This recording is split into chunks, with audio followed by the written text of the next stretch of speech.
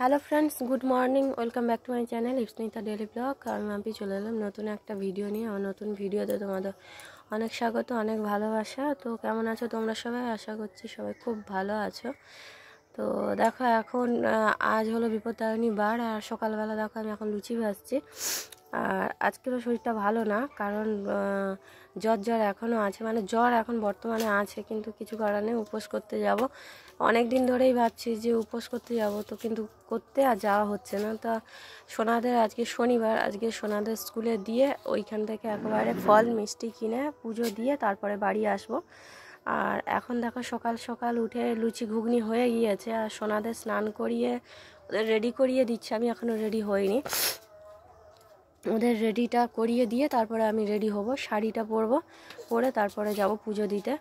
আর ভেবেছিলাম যে আগে স্কুলে দিয়ে আসবো তারপরে পুজো দিতে যাব, কিন্তু না, গিয়ে আবার দিয়ে এসে তারপরে যেতে অনেক দেরি হয়ে যাবে। তো ওই জন্য এখনই রেডি হয়ে নিয়েছি। আর এখন আলতাটা একটু পরে নিলাম, আর পুজো দিতে যাব, একটু আলতা সিঁদুর না পরে গেলে কি করে হবে বলো।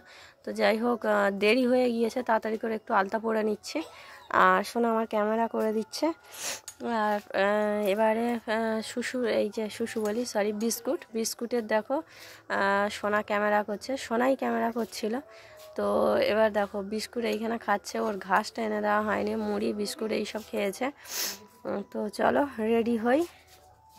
তো ফাইনালি আমি রেডি হয়ে গিয়েছি, শাড়ি পরে নিয়েছি, আলতা সিঁদুর সব পরে নিয়েছি, আর হালকা করে একটু সাজুগুজু করে নিলাম। আর এখন চলে এসেছি মন্দিরে, ফল মিষ্টি সব কিনে নিয়ে চলে এসেছি। আগে থেকে ফল মিষ্টিটা কিনলেই ভালো হতো, তো তাহলে একটা রেকাবে করে দিতে পারতাম। তো এইখানটা কিছু নিয়ে আসাও হয়নি, ফল মিষ্টি ধরে দিয়েছি ঠাকুরের কাছে, গোটা গোটা ফল দিলাম, দিয়ে পুজোটা দিলাম।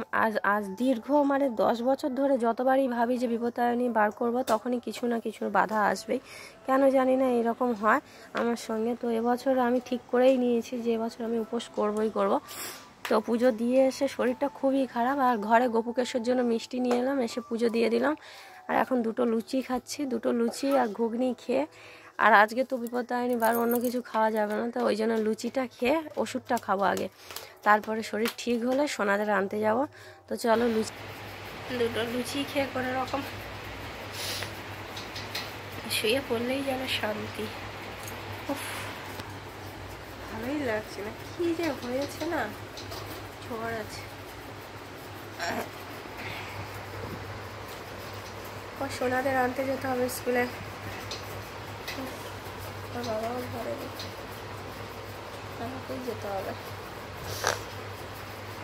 এখন একটু রেস্ট নেবো, তারপরে মানে খুব যে জ্বর আছে তা না, 100-র মতো জ্বর হবে, শরীরটা একদমই ভালো না, বুঝলে, কেমন একটা হচ্ছে।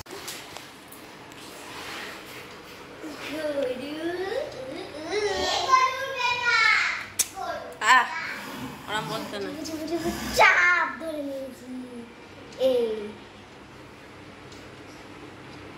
সোনা স্কুলে থেকে এসে খেয়ে দিয়ে দেখো, এখন বিস্কুটকে নিয়ে আদর করছে, বিস্কুট কুট কুট।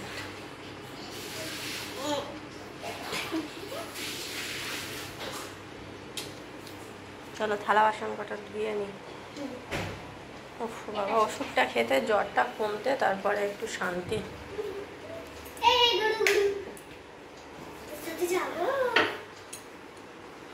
সোনার নাচটা বন্ধ করে দিল, এক্ষুনি যেভাবে নাচছিল।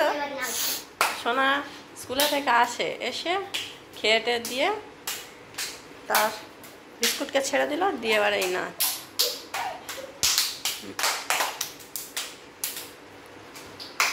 বিস্কুট ভয় পাচ্ছে,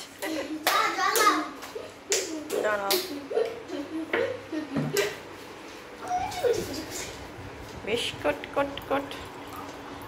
কে খায় রে, কে খায়?